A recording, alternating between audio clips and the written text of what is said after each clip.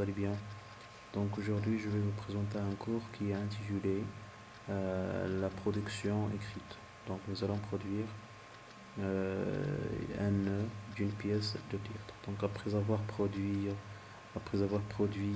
la situation initiale ou la scène d'exposition de la pièce de théâtre, Avar, l'avare, bien sûr, Juha, sa femme et son fils, leur fils, nous allons produire le nœud de cette pièce-là.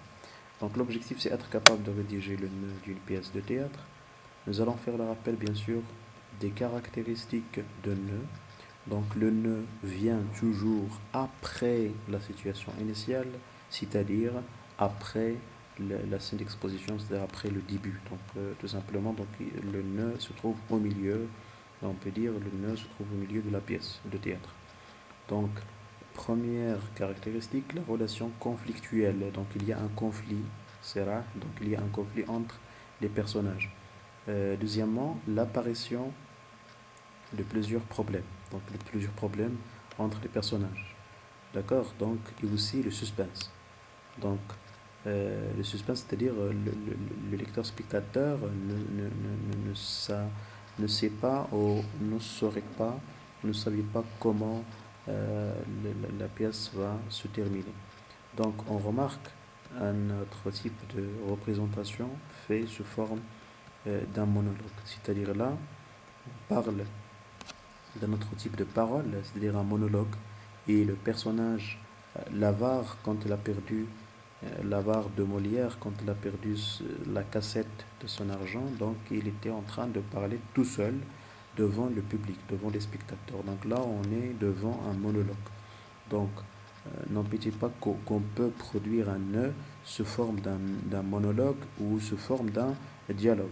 Mais dans cette séance-là, nous allons choisir le dialogue, c'est-à-dire un dialogue entre Juha, c'est-à-dire l'avare, le fils et sa femme.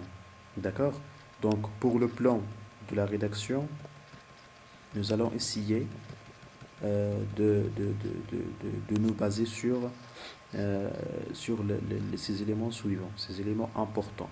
Donc, à savoir les personnages, Juha, sa femme et leur fils, le temps, matin, et aussi le lieu, la maison de Juha, c'est-à-dire la var.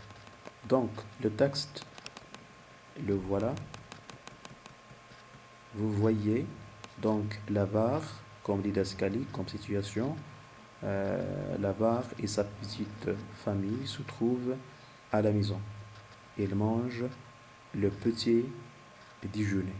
Donc, la femme. J'ai besoin d'une somme d'argent pour acheter les légumes. Je suis devenu pauvre. La femme. Quel malheur. Donc, on a ici une petite didascalie, la deuxième didascalie, ou plutôt la troisième.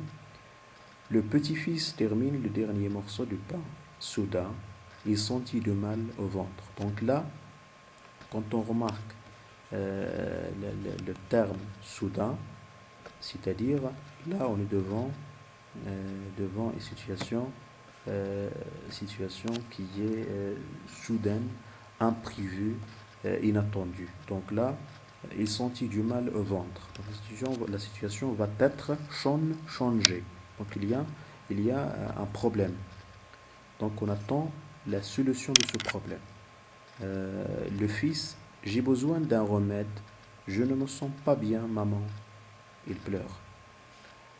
Donc la maman, furieuse. Tu vois, ton fils est malade. Il a besoin d'un remède. Juha, en colère. Donc là, c'est une autre situation, c'est une autre didascalie, indication scénique. Je n'ai pas l'argent suffisant pour le médecin.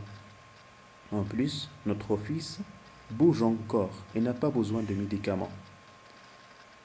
Donc finalement, il y a une didascalie qui se trouve à la fin, au terme de cet extrait.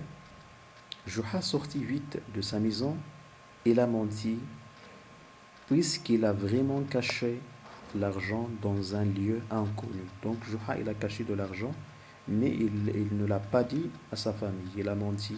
Il ne voulait ni donner de l'argent à sa femme pour acheter les légumes, ni acheter le remède pour son fils malade. Donc là, il y a une relation de conflit entre les personnages, il y a un problème, et là,